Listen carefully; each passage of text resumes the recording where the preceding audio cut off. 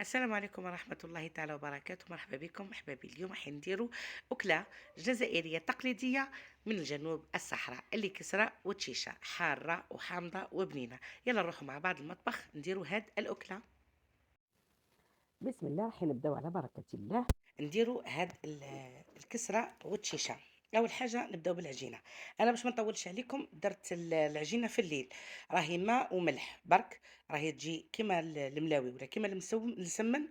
عفوا بصح ماهيش طريه كيما المسمن، يعني تكون حاكمه روحها كسره رقيقه شوي. دوك تشوفوا معايا القوام نتاعها وتعرفوا العجينه هذه كيفاش راح تكون. هنايا البنات كيما راكم تشوفوا انا طلق العلك نتاعو خاطرش راني بيته في الليل. كيما قلت لكم شمخته، ما هو يابس ما هو طري يعني متجانس. نبدا نضيف الماء كميه قليله مش ياسر، وكيما راكم تشوفوا نعجن ولا ندلك بيديا. القوام تاعو دوك تشوفوه كيفاش راح يكون متماسك. هذا هو الطريقة اللي تدخلوا فيها الماء. درتها بيدي للمبتدئات باش يعرفوا الطريقة، يعني ما درتهاش بالعجانة. اللي عندها العجانة تحطها في البيترا، تزيد شوية تاع ماء. أصلا البيترا ما تحتاجش الماء ياسر خاطركش تعجن بالكهرباء، يعني تعجن رابيد في وقت قصير. ندخل لها هذاك الماء حتى تنشف القصعة، ونزيد لها عند الحاجة. كسرة وتشيشة هذه راهي أكلة تقليدية، أكلة شعبية هنايا في الجنوب. احنا رانا عندنا أكثر من 30 سنة عايشين هنايا في الجنوب، نعرفوا تقاليدهم ونطيبوا ماكلتهم، ويعني نحضروا لعراسهم وأفراحهم. هذه الأكلة يديروها حتى في رمضان، سحور يتسحروا به. بنينة صراحة صدقوني بنينة. اللي حيجربها ولا كنتوا شفتوها حتى في القنوات، كاين الاخوات اللي من بسكرة، يعني بسكريات ولا من الوادي سوف مدايرينها. هي بنينة صراحة بنينة. انا ولادي يموتوا عليها، خاصة راهي ما تجيش حمراء، تجي كما نقولوا صفرة في اللون وخفيفة على المعدة. شوفوا البنات، هنا أنا عجنت الاول، وهذا راهو الدوزيام اللي راني نعجن فيه. القوام تاعو كيما الاول. انا درت كمية، هنايا درت كمية كبيرة راح ندوق فيها جيراني وحبابي. على هذيك راني درت زوج بلات في الليل تاع سميد. شتو هذاك العجين يخرج لكم الطاقة يعني. بالدبزة هكاك يتدلك، وسيرتو انايا السميد تاعي راهو فيه العلك، يعني العلك تاعو صحيح. هذه هي هكا.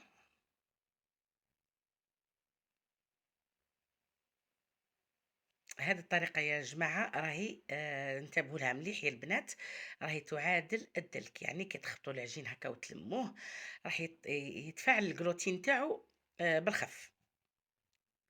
هنايا بعد ما كملت واش راح نجيب، جبت شوية تاع زيت وراح نلوزو عادي كيما نديرو. قلت لكم هو ماهوش كيما المسمن، هو يطيب كسرة. انا ما فاكين نطيبو في المرا اللي تاع المحاجب ولا تاع البراج، هنا يقولوا له الطاوة. نديرهم كبيرة، نديرهم دوائر مركب، يعني الوحدة فوق وحدة. أنا عندي فيديو تاع القناة تاع الشخشوخة كيما هكا. بصح دوكا الكعود تاعها نطيبو نطيبهم في المقلة. راح نديرهم مطبقين على 4 كيما المسمن. درك تشوفوا كيفاش. بصح اللي راهم من الجنوب يعرفوش راني نهدر. هذاك المركب علاه ما حبيتش نديره لكم. كاين بعض المبتدئات ولا كاين اللي في الشرق ما يعرفوش يديروه ولا ما يقدروش يهزوا. يحطوا يحلوا واحده فوق واحده ويديروها كبيره. يعني انا درتها لكم بطريقه مبسطه، ما هي احسن طريقه. انا ساعات نحل زوج هادوك اللوزات مع بعضهم، كتر لهم الزيت وهو راح يتنفخ وطيب من الجهتين. هكا نختصر الوقت وتجي الكسرة تاعي مليح. الكسرة تاعو كيما قلت لكم تاع التشيشة هذه راهي علاه يقولوا كسرة والتشيشة، ما تجيش خشينة، تجي دوك تشوفوا كيفاش ما هي رقيقة ما هي خشينة. ندهنهم بالزيت ونروح نبدا نطيب هذه الكميه الاولى كيما راكم تشوفوا. شوفوا يا البنات كيفاش راني ما خليتهاش ارتاحت، خاطرش هنايا راني ندير فيها قريب الولاد يجيو من برا للدار. وراه وقت الغدا، يعني أنتم خلّوهم هادوك les بول يرتاحوا مليح، أنا ما خليتهمش يرتاحوا راني نخف يعني باش نطيبهم ونوجد لاصوص تاعها ساهلة وماهلة، المرقة ولا المرقة تاعها ما تجيش خشينة عفوًا ما تجيش ما تسقامش بزاف وبالخف طيب، راهي لفت وطماطم وحار وثوم، حتى البصل ما فيهاش يا البنات، المرقة نتاع المحكوك فيها البصل، بصح المرقة تاع الكسرة والشيشة ما فيهاش البصل، هذه الأكلة تجي مرقتها خفيفة، تجي بطماطم كعب وتجي حارة. وإحنا هنا ناكلوها بالفلفل المرقد الطرشي ولا المنقوع.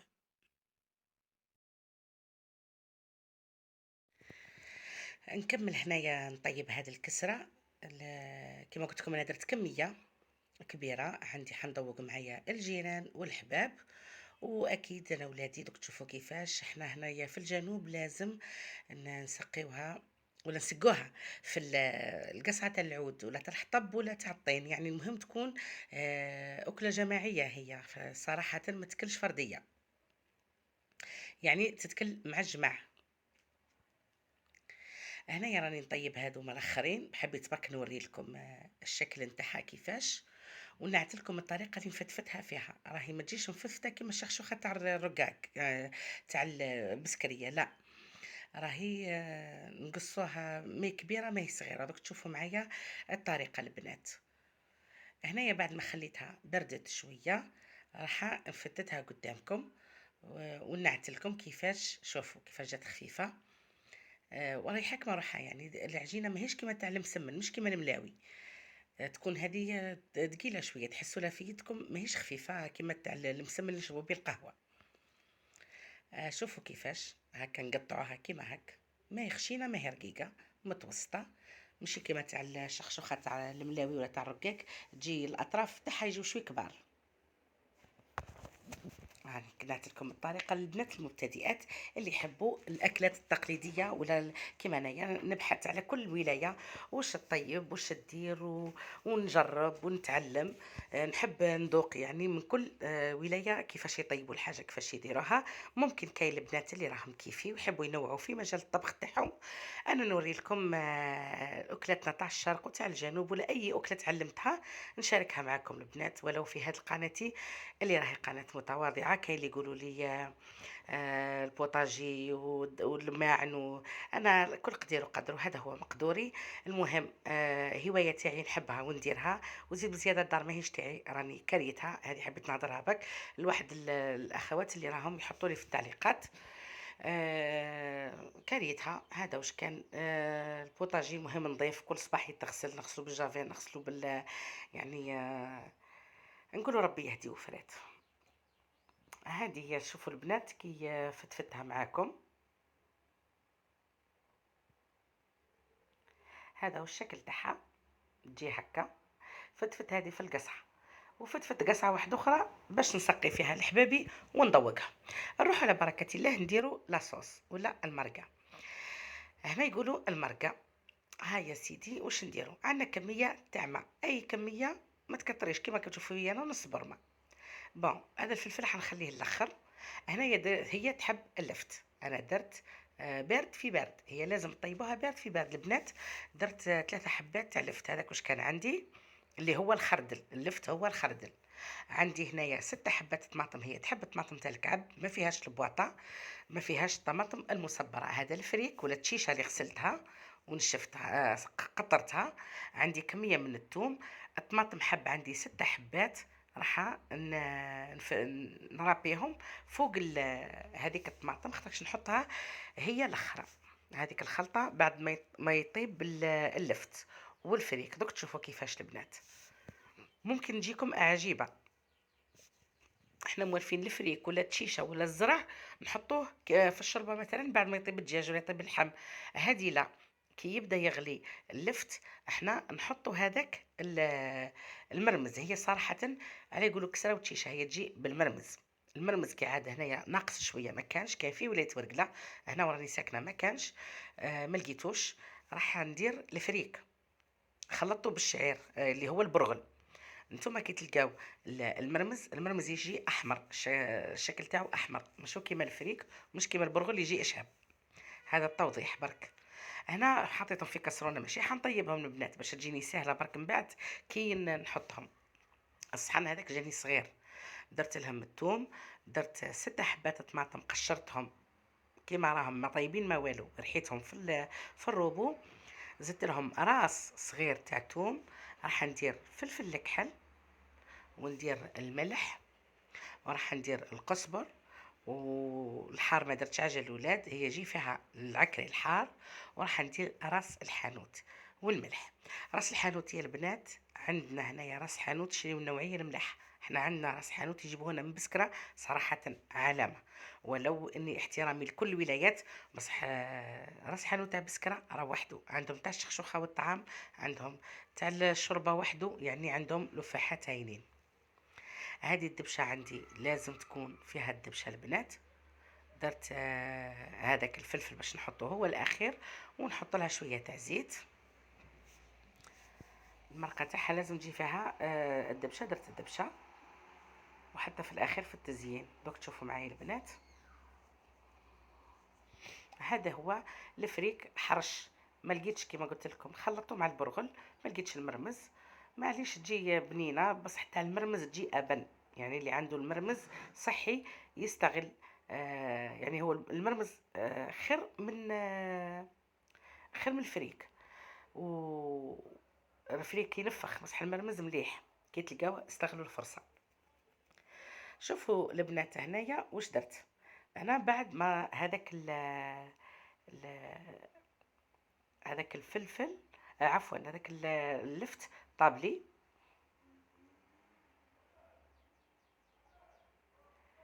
واش راح ندير؟ حطيت هذاك الفريك،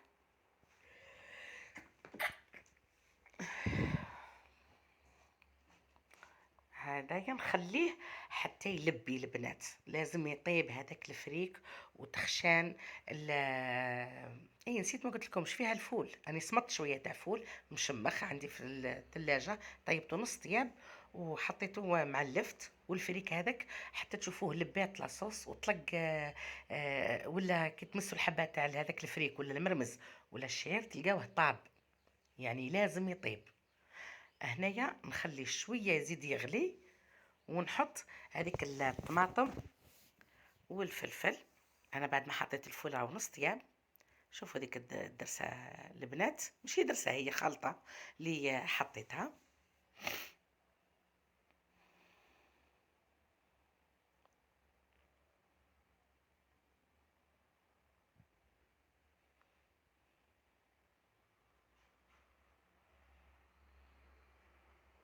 ونخلط كما راكم تشوفوا.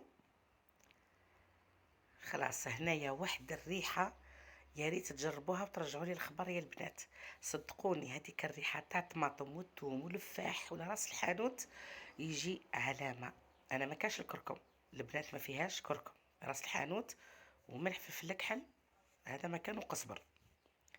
شوفوا البنات هنايا بعد ما غطيت عليها وخليتها طاب الفلفل واللفت والفول، راهي شويه لافابور كما راكم تشوفوا ما بانتش، بصح كي نسقيها راح تبان لكم. شوفوا البنات راهي ملبيه، تقولوا ناكلوا هذيك لاصوص هكاك بلا الكسره. نروحوا مع بعضنا نسقيو. نعت لكم الطريقه اللي يسقوها. انا ما عنديش الزيتون، كاين اللي يزينوها بالزيتون تاني الاخضر يجي من الفوق، يجي حامض ومالح يعطيها بنه على بنه. نحط هنايا كما قلت لكم دوك راني بعت انايا الجواريني وذوقت حبابي. انا راح نسقي لولادي، دخلوا من الباب شموا الريحه، يعني هما يموتوا عليها. هنايا البنات كما راكم تشوفوا، شوفوا هذا هو القوام تاعها، راهو شويه الدار اللي راني كريتها ساعات غير يغيم شويه الجو تظلام، خاطرش مغطيني البنيان، الناس اللي بناو مغطين، يكون عندنا ضوء غير شويه الصباح. ما علينا ما علينا. شوفوا هنايا البنات نحطوا هذاك الفول واللفت والمرقه. المرقه راهي ماشي بيضه كما تبان لكم، هي حمراء وفيها الفريك، صدقوني راهي هايله. كي ديروا هذوك تشوفوا فيها طماطم غير تاع الكعب تجي خفيفه، سقوها مليح خاطرش الكسره اي تشرب البنات. كانت هذه هي الكسرة تاعنا والتشيشة، أكلة تقليدية صحراوية بامتياز. تحية لكل الناس الجنوب وبلدنا الحبيب اللي راهو 58 ولاية. يعني تقاليدنا ما شاء الله من الغرب للشمال للشرق للجنوب، يعني لا يعلى عليها. المطبخ الجزائري لا يعلى عليه. هذه هي الأكلة اللي حبيت نشارككم بها اليوم، متواضعة بسيطة كما أنا. جاموا أبوني عاونوني في القناة، الله يحفظكم ويستركم. وهذا هو الشكل اللي يحب ياكلها بالقارص كيما انا حطيتهم ليا ندير قدامي. ولادي ما ياكلوش القارص، هي تجي اللي يحب ياكلها حامضه واللي ما يحبش ياكلها كيما الحسوه تجي حاره وحامضه. هذا هو الشكل النهائي تاعها. ان شاء الله يا حبابي تكون نالت اعجابكم وشهيتكم في الجنه اللي يسخفوا. ان شاء الله تجربوها وتنال الاعجاب نتاعكم. انا واش راح نقول لكم دمتم في امان الله وحفظه. نتلاقاو ان شاء الله في فيديوهات اخرين واكلات اخرين نشاركهم معكم. نقول لكم دمتم في رعايه الله وحفظه. السلام عليكم ورحمه الله تعالى وبركاته. سلام.